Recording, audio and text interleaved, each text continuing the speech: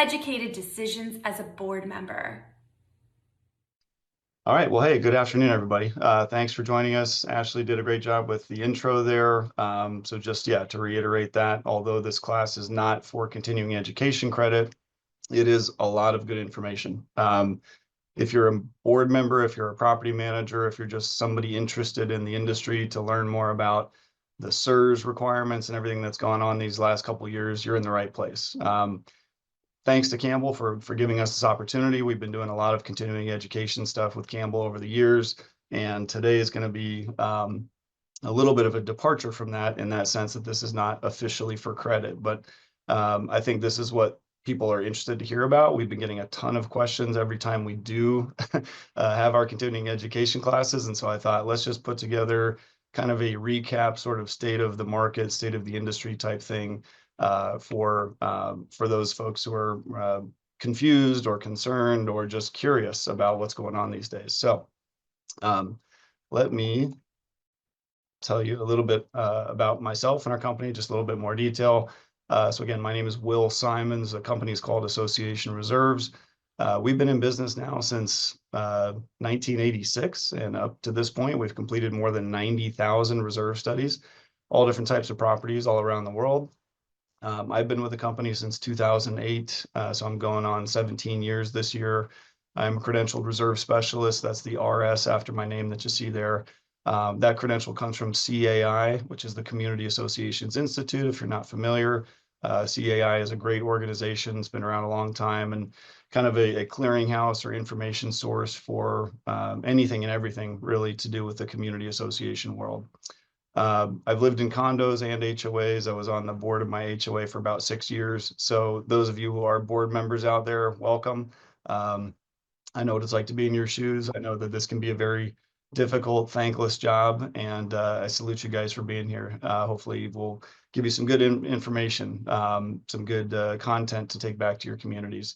I guess on that note, today's material really is very specific to Florida condominiums and co-ops.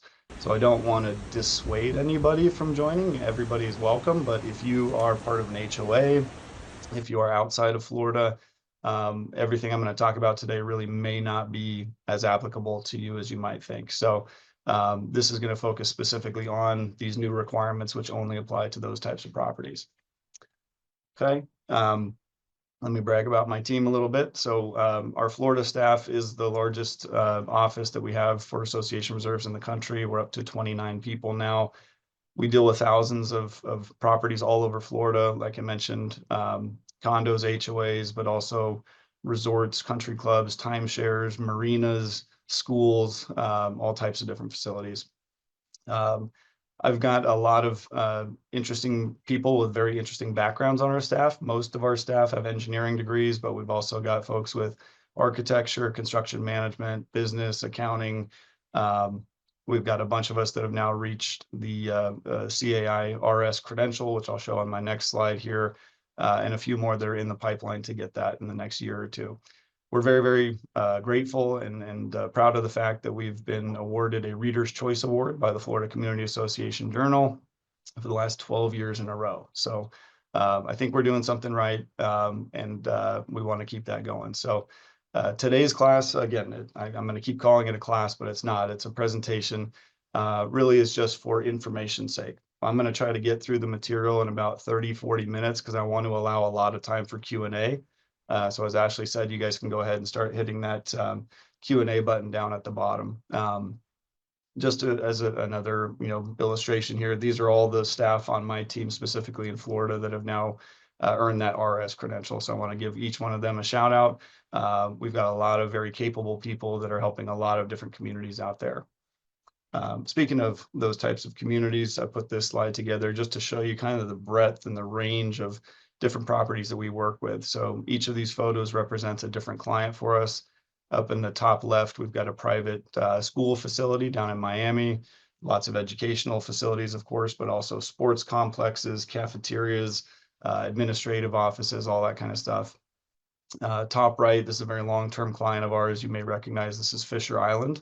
So we've been doing the Fisher Island Community Association studies, which is their master association that governs all of the roads and facilities and seawall and a lot of infrastructure type stuff out there on Fisher Island. Bottom left, we've got a golf and country club. So, this would be an example of a non-association client for us, but 18-hole golf courses, tennis facilities, spa facilities, all those types of things and more. And then bottom right, we've got a very relevant example for today's material, a nice luxury high-rise condo. We deal with a lot of condos all up and down the coast of Florida. So those of you who are in a condo association, especially if you're subject to these SERS requirements, we've dealt with a lot of properties just like yours, okay? So this is one other thing I wanted to highlight before we get into the actual material. We years ago developed an online software program that we call UPlanet, which is a very, very powerful tool. It gives our clients the ability to test out different scenarios. They can log in through our website and access all of their data. It's in a password protected account for them. They can do things like add and remove components. They could see what happens if you change a cost estimate or a life expectancy for a component. They could change things like interest and inflation rates, design a new funding plan, and just kind of see and model into the future what their budgeting choices may look like long term. So just wanted to highlight that's one of the many features and benefits of working with association reserves. So if you want to get any more information about our company, our website is reservestudy.com. Got a lot of great tools there on the homepage, including one where you can request a proposal. So if you're interested in that, I would invite you to go and check out our website. I'll have my email address up on screen at the end when we get to the Q&A as well. But I think that's enough for now. Let's talk about what we're going to get in today. So put together this real quick outline. The first thing I'm going to do is just refresh everybody. What is actually required? What are the SERS requirements? And I'm going to abbreviate this all day. I'm going to just say SERS, but that's an abbreviation for Structural Integrity Reserve Study. It's just kind of a mouthful. So again, we've done over 1,000 of these things. I think we have a really good data set showing averages and ranges and just kind of what has been our experience working with many, many different types of properties all over the state.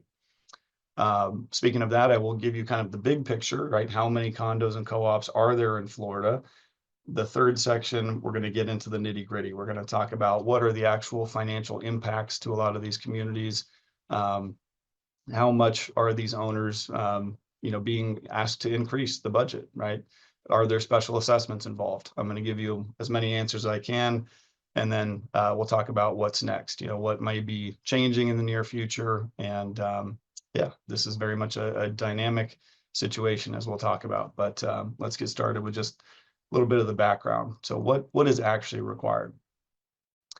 So I guess just for those who may not connect all the dots, if we go back to 2021, right, we had the terrible tragedy, Champlain Towers South condominiums collapsed in the middle of the night, and many people lost their lives. That turned into a $1 billion legal claim. And so that was obviously a monumental impact to the community, to the state, to the whole condo association world as a whole. And what we got out of that pretty quickly, by the end of 2021 and certainly into early 2022, you have this legislative response that's taking place, where the Florida legislature is being tasked with this very difficult challenge, right? How do we prevent something like this from happening again? And so part of the response was to create these new requirements for different types of properties that meet certain criteria. So specifically what we're talking about with the SERS requirement, this is for residential Florida condos and co-ops that are 3 or more stories in height. Okay, so if you are a office condominium or a medical office or something like that, the SERS requirements don't actually apply to you. This is only for residential properties, but it is for condos and co-ops, right? The language for co-ops in the Florida statutes is almost identical to what it says for condos. So they usually get addressed together. And it's for buildings that are 3 or more stories in height. And specifically, that means residential buildings. So if you have any residential buildings on your property, even though you may be more of a townhome style development, if you are governed as a condominium or a co-op, these rules do apply to you, okay? So the part that I put here about that being regardless of the property's age or the location, that's an important distinction. So early on in this process, the first legislative bill that we got was Senate Bill 4D. And in addition to the SIRS, it also created a new requirement for something called a milestone inspection. So a milestone inspection, I'm not going to get into a whole lot of detail on those because that's not the subject of the material today. But the milestone inspection was meant for older properties. Initially, it was 30 years or more, or maybe 25 years or older if you were on the coast. Put all that aside for today's discussion. What I'm talking about applies to all condos and co-ops, regardless of whether you're on the coast or inland, regardless of the age of the property. So even brand new buildings, when they turn over from a developer, need to have a SIRS done. So the point is that a SIRS, a reserve study, is a financial planning exercise. And you want to start financial planning for your property as early as possible. So upon turnover, certainly within the first few years of the building's life expectancy, that is when you want to start diverting a healthy amount of money into that reserve fund so that you don't have to play catch up later on. All right, so we got Senate Bill 4D in 2022. In 2023, we had Senate Bill 154, which continued on with this legislative requirement, made some adjustments to what needs to be done there, which we'll talk about. But all along, the deadline for compliance was the same. So the deadline's now passed. That's why I put it in red. December 31st, 2024 was the deadline by which these Florida condos and co-ops were supposed to have this done. Now, if you're sitting there on the other side of the screen thinking we didn't get it done, you're not alone, but that was a deadline that was supposed to be observed. And there may be some issues for you going forward if you don't have a plan in place to comply with it as soon as possible. So Senate Bill 154 did specify the items that need to be included in this analysis, right? So those who might have taken my classes before hopefully remember that any type of reserve study begins with a physical analysis and then is paired with a financial analysis of the property.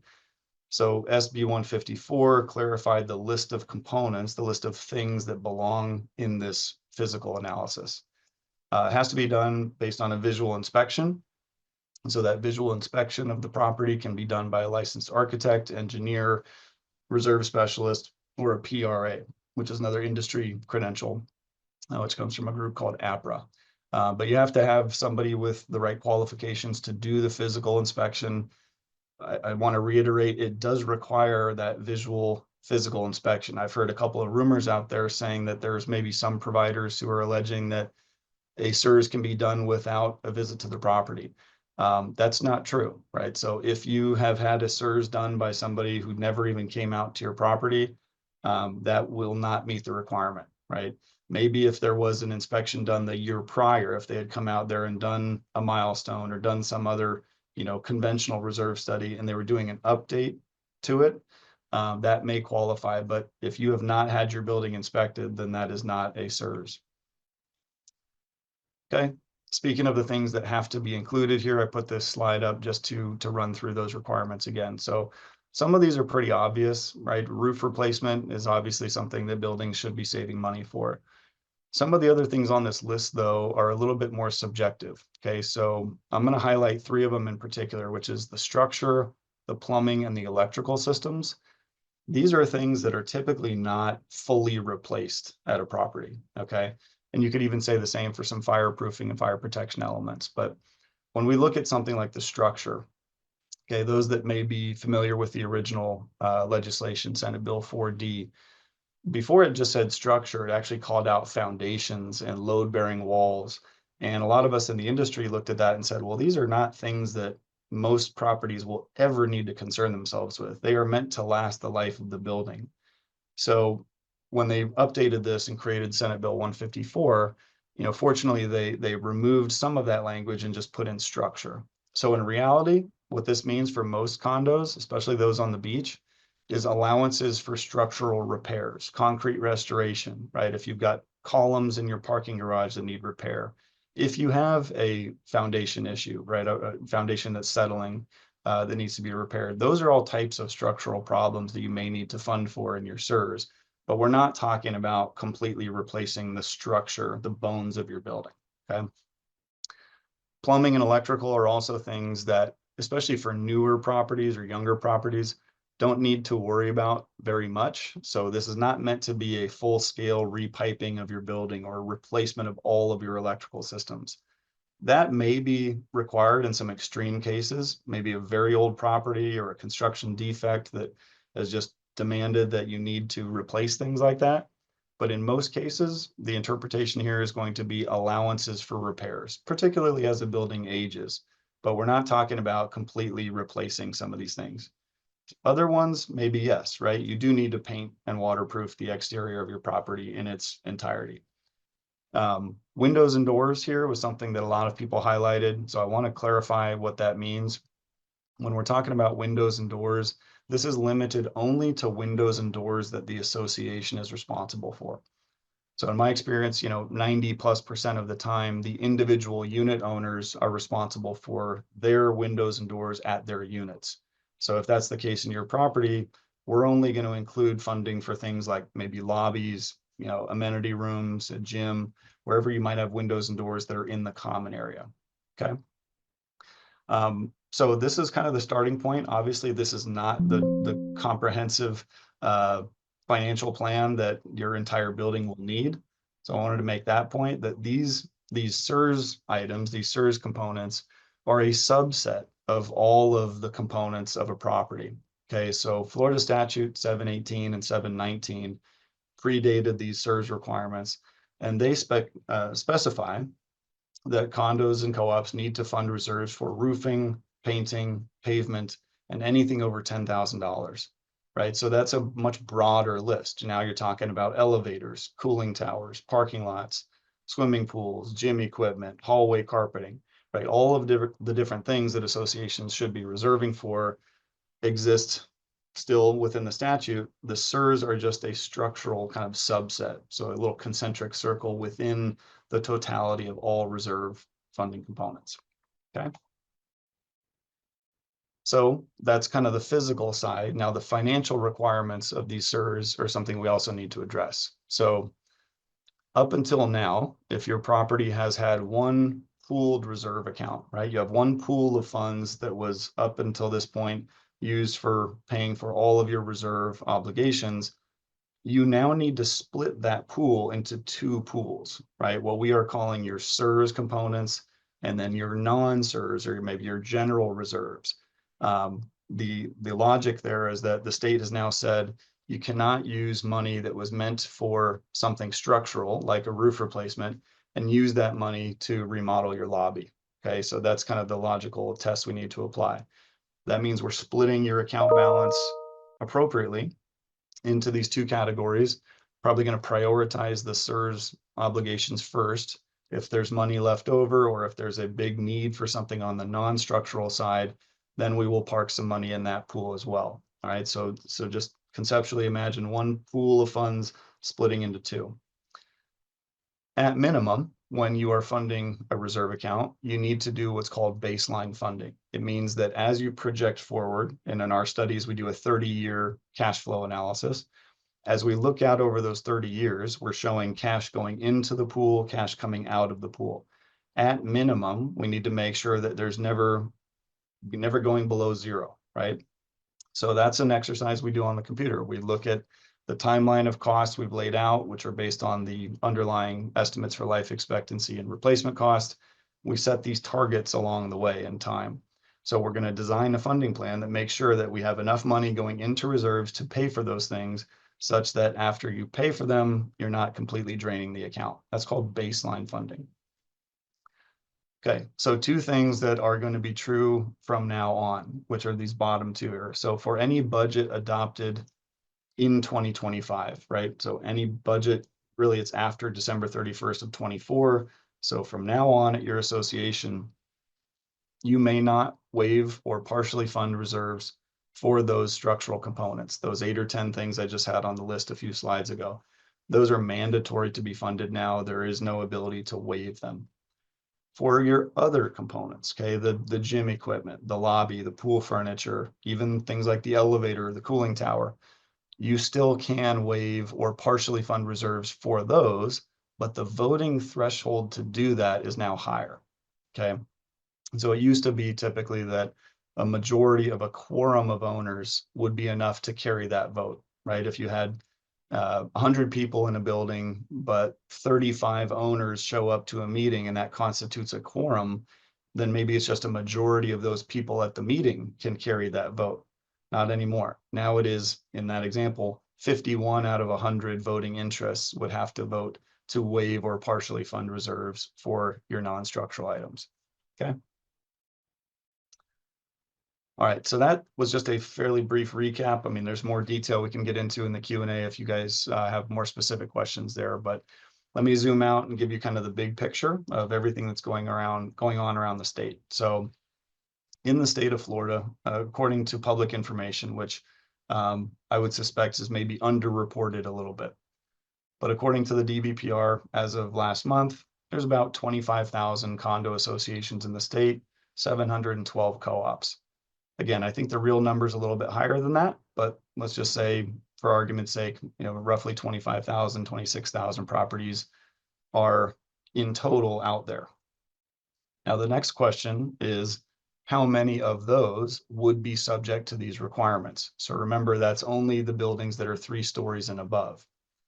Back in 2022, when Senate Bill 4D passed, one of the requirements they created there was this building reporting database. And the idea there was that condos and co-ops were supposed to go online, self-report, hey, here we are, we have buildings that are 3 stories and above, so that the state could get an accurate portrayal of how many properties would be subject to this new law. According to the building reporting database, only about 12,000 condos volunteered their information to say we are 3 stories and above. Now, I think that's very low. Just intuitively, if we think about condominium construction, it's vertical construction designed to maximize the amount of people on a piece of land. I would argue that the majority of condos are probably 3 stories and above, but only about 49% self-identified that way.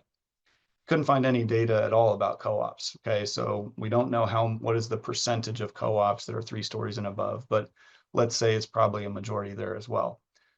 My point on the middle kind of red slide there, I don't think that this data is necessarily reliable. So instead, what I did is I looked at our database. What do I know for sure? Well, we've got thousands of Florida properties in our database that we've either worked with or sent proposals to. I looked at the percentage of those that are 3 stories and above, and it was more like 63%, maybe, close to 2/3, let's say.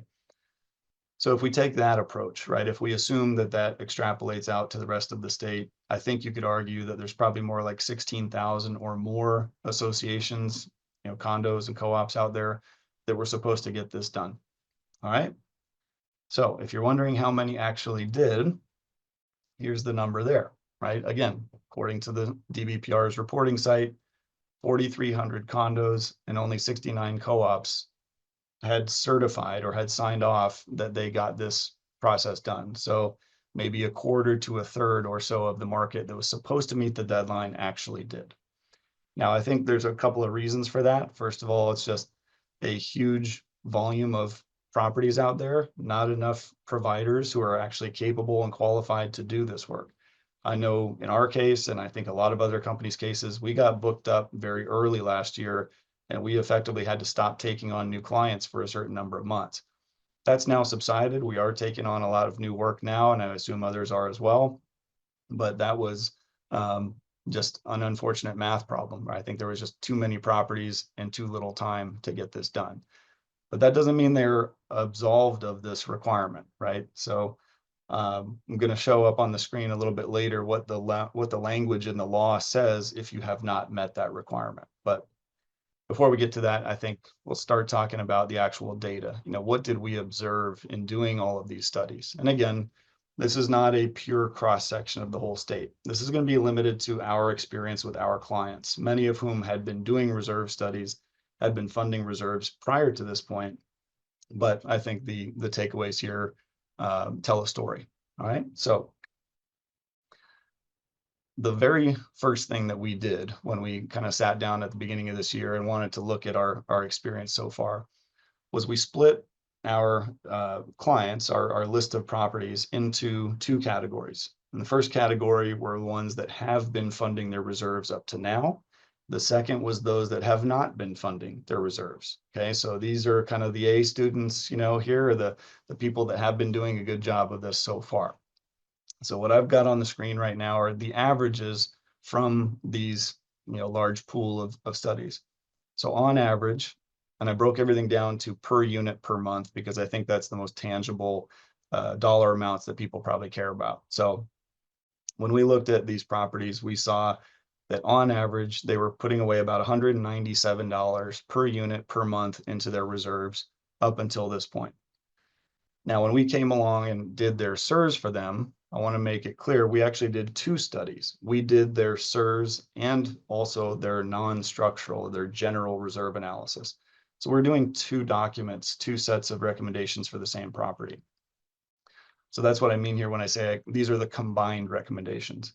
So when we went through our process, we did our whole physical financial analysis, we delivered the outcome.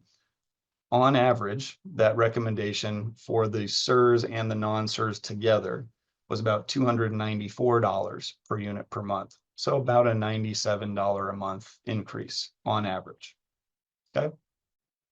Let that sink in for a moment. This is not a backbreaking number for most associations and most people. This should be something that you can attain, especially when you look at the upside, right? This is the cost of living in an association. This is the cost of reinvesting in the property and making sure that your property value is protected for the long term.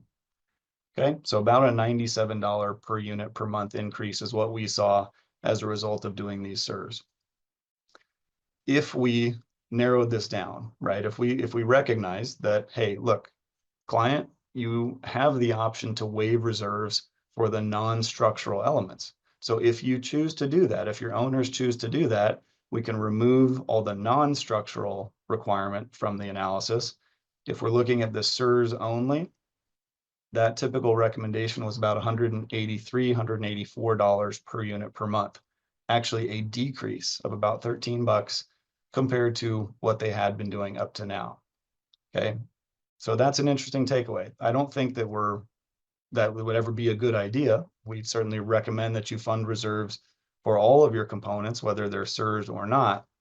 But there are some cases where associations could be complying with the law and actually reducing their monthly budgets. Okay, now for the second group, right? Those that have not been funding their reserves up to now. Okay, by definition, they're putting away zero. They have no reserve money going in. That doesn't necessarily mean they don't have any cash on hand, but they are not actively budgeting for reserves in their most recent budgets. We come along, do our analysis, and on average, our combined recommendations are about $331 per unit per month.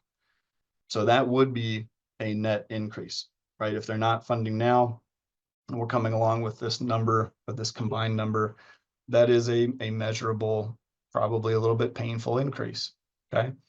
If we went through the same exercise and said, look, you can waive reserves for the non-structural stuff, then you could knock it down a little bit, right? It would be about $200 per unit per month that you need to be funding going forward, which you cannot waive, okay? Now, unfortunately, part of the story here is that some of these buildings needed to have special assessments. Now, I would argue that a special assessment is very rarely a surprise. It's the inevitable result of not having funded your reserves in the past. So if you're in an older building that has been waiving reserves, or things have just, you've fallen behind, right? And you've got these big projects that need to be done and you're running out of time to collect that money, that's when a special assessment gets triggered. What we found is that the buildings that have been funding their reserves, about 19% of the time, right, about a fifth of the time, we were recommending a special assessment for their SIRS. Either that, or they already had one approved and in effect that we were just documenting, okay? So that's another thing. A lot of these buildings already knew they were going to have a special assessment. The SIRS did not do anything to change that. It just illuminated that. When we factor in the structural and non-structural elements, it was about a third of the time, 34% of the time, we're recommending some type of special assessment. Now, the dollar amounts for those assessments can vary dramatically. Some of these might have been 500 bucks a unit, some of them 1,000, 1,500, 5,000. On average, they were a little bit painful, close to $10,000 per unit per per unit for these assessments. Without reserves, okay, the buildings that have not been funding up until this point, we found what we expected to find. More often, they needed special assessments, 43% of the time for their SERS, 62% of the time when you factor in the non-structural elements as well. And on average, those dollar amounts were higher, about 11,500, 11,529 per unit. So what does this mean? Okay, I think you could look at it as a glass half full or a glass half empty. I think that if you have reserves now or have been funding this, you had a vast majority of the time that there was no special assessment at all. And as we saw on the prior slide, on average, about $100 more per unit per month. Were there outlier cases? Absolutely. There are some buildings out there that have a ton of money to spend. They've got a lot of major projects that are due either immediately or in the very short term, and they needed special assessments. But let me stop right there for a second and point out that probably would have been true no matter what.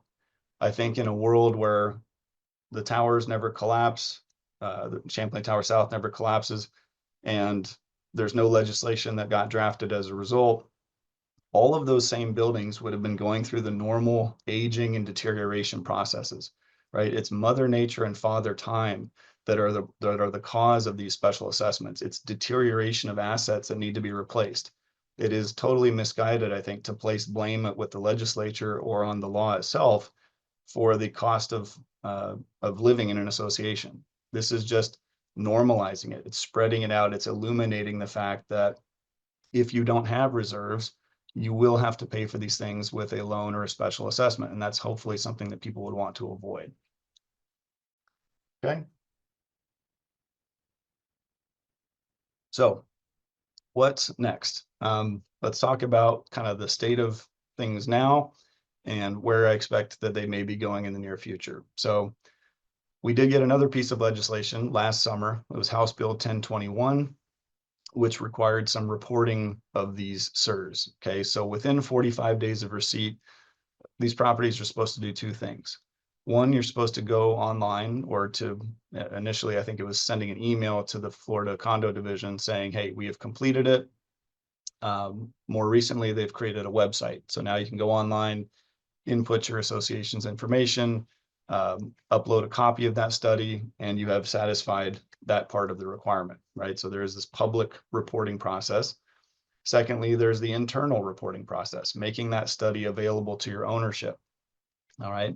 And I would argue that this could extend beyond just providing copies to your owners. These days, we're getting a lot of reports that insurance companies, lenders, folks like that are interested to see these SERS before they do business with a condo property, because it's painting a financial picture that they are curious to know about. So that's another outcome of the SERS requirement is bringing to light the financial picture of these properties and making that more available to more people so that they can make better business decisions about how they want to engage.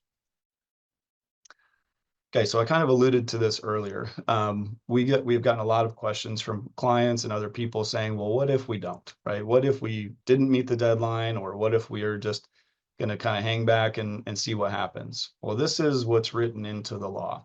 It says that if the board of directors willfully and knowingly fails to complete the SERS by the deadline that's now already passed, that failure is a breach of fiduciary duty to the association, okay? So if you're a board member out there and you guys have not done your SERS, a resident could flag that and say, look, I think that my board didn't do this. And you'd have to make the case that, was that a willful and knowing failure to complete that? And that can all have lots of downstream effects. If you're in breach of fiduciary duty as a board member, typically your directors and officers coverage won't protect you from personal liability. So it's something that you want to take seriously there. Again, you're not alone. As we showed, maybe a quarter to a third of the buildings that were supposed to do it actually did. But if I was a board member out there, I would be paying very close attention to this language. This goes on to state what happens to buildings now, right? So if you are in a condo that has units for sale, any contract that goes or excuse me, any deal that's going to go into contract for somebody buying a unit in your property as of now, if you have not done the SERS, there's a required statement that says this property was supposed to have this done, and this applies to milestones as well, and it has not done it, right? So if you are a lender who's going to issue a mortgage to a potential buyer and you get this language, that may kill the deal, right? So the big picture is that this can have a dampening effect on property values in these properties if you are not in compliance with the law and you're getting documents like this that bring that to people's attention. So let's move on. Very recently, just within the last 2 weeks, there was a new House bill proposed by Representative Vicky Lopez out of Miami, House Bill 913. So in terms of teeth to this law, okay, I think this is the most impactful thing that I've seen so far, which is to say that if you are a property that is insured by citizens, if you have not met your requirement to do your SERS and your milestone, if you have to do the milestone, you may lose your coverage, okay? Now, I was, out of curiosity, looking to see, well, how many properties are actually insured by citizens? It's a lot. As of June of last year, I think 37% of all the condos in the state are with citizens. So it stands to reason there are quite a few properties out there that may be at risk of losing their property insurance coverage if they do not meet these requirements, okay? So again, you may have gotten proposals to do it. Your SERS may be underway. But I'm trying to give everybody kind of a warning now that if this bill goes through, a lot of people, a lot of properties may lose their insurance coverage by not having met the requirement. Okay, just a few more slides and then we're going to wrap this up and go to the Q&A. So I see a lot of questions being asked. That's great. I'll get through as many of those as I can, but I just wanted to kind of give you some final thoughts here. So again, people asking, what if we didn't meet the deadline? And what if we just kind of wait, sit on our hands and see what happens? Well, the Florida legislature got back into session today.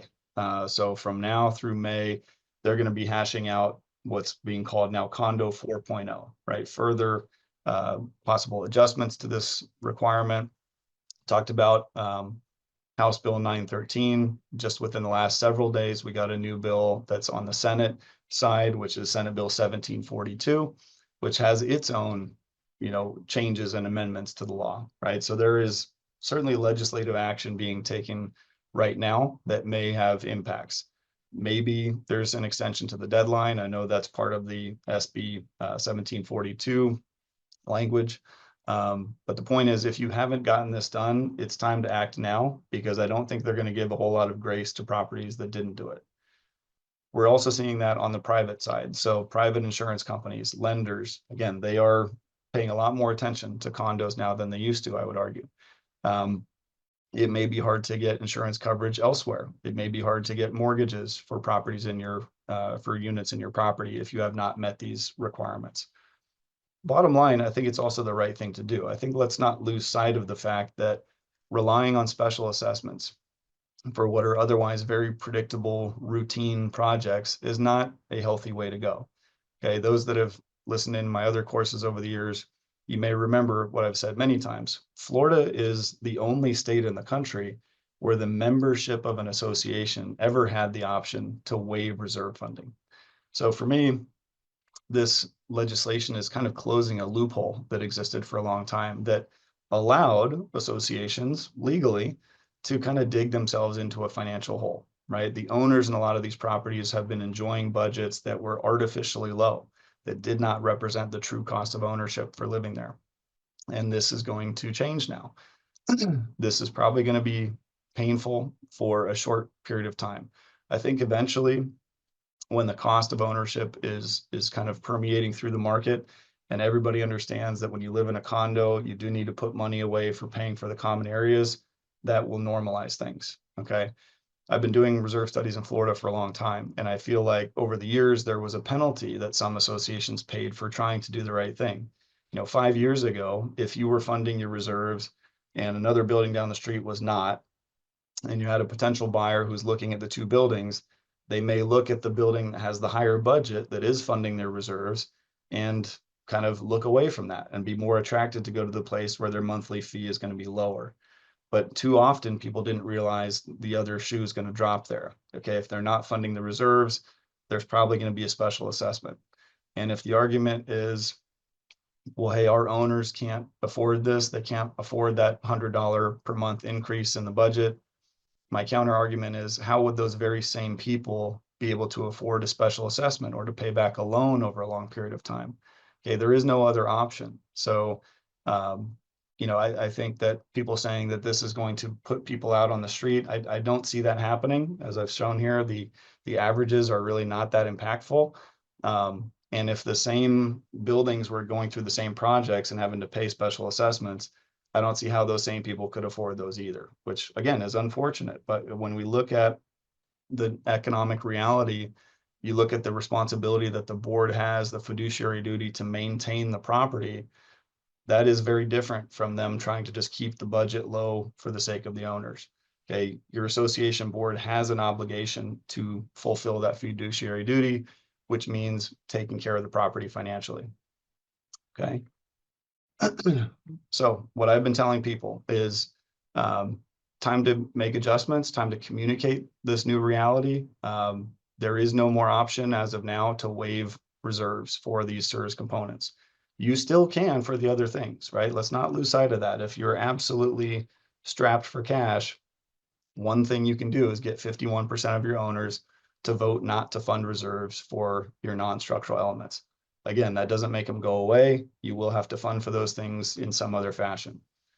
Communicating with residents is part of our job. That's why I'm doing this here today. And I hope that this might be useful information for some of you to carry on out into your circles. And I think the last part here, I want to end on a high note. Let's embrace the positives, right? If you are funding reserves properly, you will not be hit with those special assessments. It might take a period of time to adjust to that. But these, periodic surprises, these nasty surprises people were getting, finding out, hey, we never had money for this thing, and now we're being forced to cough it up. And I just moved here, and somebody else who lived here for the last 20 years got all the use and benefit out of these assets.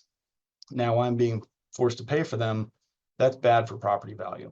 So let's embrace the positive as an industry, that this is the right thing for associations to be doing. As the numbers show, hopefully it's not that big a deal, right? The majority of the time, they're not needing special assessments if they have funded reserves. When they have had those increases to the monthly budget, it's a manageable number, okay? So my last thought here is, that I don't think the sky is falling. I'm sure there are individual circumstances that are more difficult, and I don't want to make light of that or disregard that. It is the unfortunate financial reality that some people may not be able to afford living in their particular building. But again, I don't think that's the cause or the result of the legislation. I think that would have become true one way or another eventually. All that the new laws are doing now is normalizing this, making it consistent across the market. And I think that eventually Florida will come out the other side of this just fine. So that is the end of the material. I know we've got a lot of Q&A here. Ashley, I don't know if you wanted to go ahead and launch that poll now, but I'll start reading through. Yeah, I'll go ahead and launch the poll right now. So if anyone does have to jump off, they can. But please go ahead and take the poll for us before you have to jump off. Will is going to do some Q&A now. But just if you do have to go, I will be sending out the presentation, the video recording, Will's contact information, and then also information on our future courses after. Thank you very much. All right, so I've got my email address up on screen. Like Ashley said, she's going to send out my contact information. So please feel free to reach out if I didn't get to your question. I'm going to go for at least 15-20 minutes. I'm going to try to run through as many of these questions as I can. I'll qualify this in the beginning by saying I'm not an attorney, so don't take this as legal advice. If you're unsure, certainly consult with your own counsel. I've also never seen these questions before, so I might have to kind of read through them once or twice to try to get your answer, but I'm going to do my best, and I appreciate you guys hanging out with us. So, all right. The first question is the ratio of SERS that inspected the entire property versus the percentage of the property resulting in more inspections needing to be done. I'm not sure if I have the answer to that. There's certainly some, if I'm understanding the question correctly, there's going to be some providers out there that only did their SERS elements and did not do everything else. So if you're in one of those properties where they only went for those 8 or so items on the list, you need to start thinking about, what are my plans for replacing my elevators? It's probably the biggest one. My cooling tower, okay, my domestic water pump system, my amenities, right? There's actually, in most cases, a lot more non-structural elements that we see than there are structural, just by volume of components. Okay. Next one up here is, can the condo owners vote to remove the windows from the SERS, shifting the ownership of the windows from the condo to the owners? Well, again, most of the time, the condo declarations do already state that the owners are responsible for their windows and doors. So if you're in a rare situation where the building is responsible for everything, for all windows, all sliding glass doors everywhere in the property, maybe you could go through that process to shift the declaration and transfer the responsibility to the owners. I think that would be a tough ask, but I guess it could be done. Anytime you're talking about changing documents, that's certainly a legal question. You'd have to get legal counsel involved for that. But yeah, look into that and maybe you'll find an answer there. All right, you go back up to the top here. Question here, can we post our SERS on our website for owners to access instead of mailing it out and let them know it is available on the website? I think so. I believe that is an option for you. Yeah, I don't think you have to print out hundreds of pages and mail them to each owner, but that's something you'd have to clarify just with your probably with your attorney, just to make sure you're going through that. I think what the state cares about is that the owners get access to the information. So if you have a website with a password protected login and owners can go in and access documents through there, my intuition is that would be fine, but I would double check that. All right. Okay, why is painting a SERS asset? Why is repairing the walkways a SERS asset? Well, painting and waterproofing, again, was listed by the Florida legislature as one of the components that need to be included. Now, the reason why is because painting and waterproofing protects the exterior building envelope from deterioration, right? If you have a property that's concrete construction that's exposed to the elements that is not waterproofed, that will lead to structural problems, right? The most common areas we see this would be on, balconies and catwalk decks, which is kind of your second question there. If the failure to maintain things causes structural problems in the beginning, then by definition, that is a structural concern. So painting and waterproofing, repairing walkways, which could mean, resurfacing them, putting down a new deck membrane, waterproofing beneath tiles, even replacing balcony or walkway railings. Those are all structural elements in the sense that if they're neglected, they can cause greater problems. All right. What percentage of SERS includes seawalls for the associations that have them? So I don't have an exact percentage. The answer would be, is the seawall a structural concern, right? So let's just imagine you've got a high-rise building and 10 feet of walkway and then a seawall. You could argue that seawall is part of what's holding up the building, right? If that seawall were to collapse and destabilize the foundation for whatever reason, then by that virtue, it is a structural element and should be treated that way. If you've got a much longer distance, right? Let's say you've got 150 feet from the footprint of your building to, a grassy area and then a seawall way out on the waterfront, the failure of that seawall probably won't have the same potential concern. So this is a case-by-case basis. You may have to get a structural engineer to give you a professional opinion on that. Is our seawall part of our overall structure? If the failure of this seawall would cause other problems, that's kind of the logical test you need to apply there. But I don't have a percentage to associate with that of how often that might be the case. Okay. Here we go. What are the SERS requirements for a multi-condominium association comprised of 4 4-story buildings and 25 2-story buildings? And then the question says, each building has a separate declaration of condo. Okay, so what you said there at the end is very important.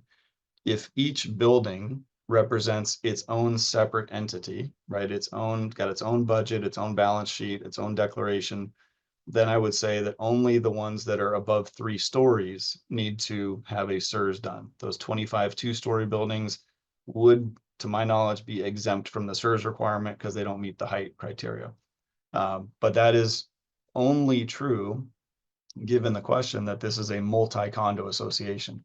If you have one association that's a blanket entity that includes 2 and 3 and 4 and 5-story buildings, because it's all one association, one financial entity, then I would argue that you should treat the entire property as needing the SERS, especially if you're going to do things like roof replacements, building painting to all of the buildings there at once.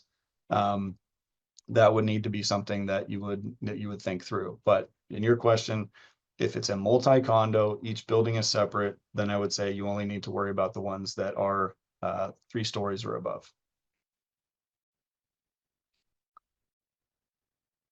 All right, here we go. My neighbor sub-association president did not understand the SERS requirements, so she had a reserve study done first and then a milestone inspection afterwards. She's still waiting on the report for the milestone. How should she handle making sure her reserves match up to the milestone report? I assume she should give the milestone report to the reserve study provider to update that accordingly. I haven't heard of any one department, et cetera, that will ask for our financials, including reserves. Will there ever be someone asking for this? Well, yes, the DBPR is going to be where you need to report that. So they're going to be going through that list of buildings that were originally identified in their database, comparing against the ones that didn't get the SERS. And at a certain point, you may be getting a letter. You may hear from somebody saying, hey, where is your SERS?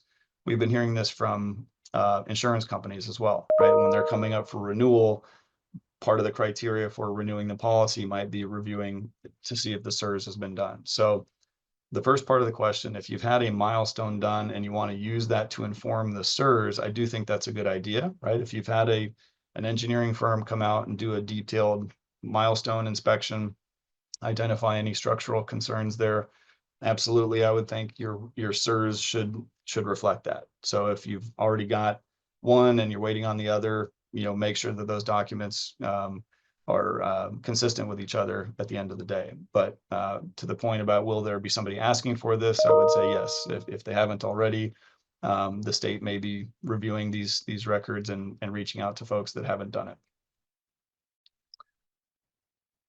Okay, here we go. If an engineering firm is making adjustments to their draft reports, when are the reports considered final in a multi-condo association?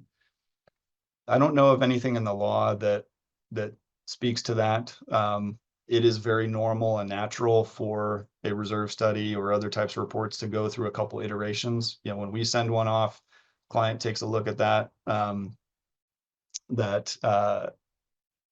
basically need to be reviewed, right? If we come up with a number, we say, hey, your roof got replaced in 2020, and they go back through their building record and say, oh, you know what, it was actually 2018. Well, that's an appropriate thing to adjust. So in that sense, I would say you want to wait until your provider, I guess, has made that determination that, hey, we've been through the review process, everything is now final. Let's go ahead and call that the official document. Okay, here we go.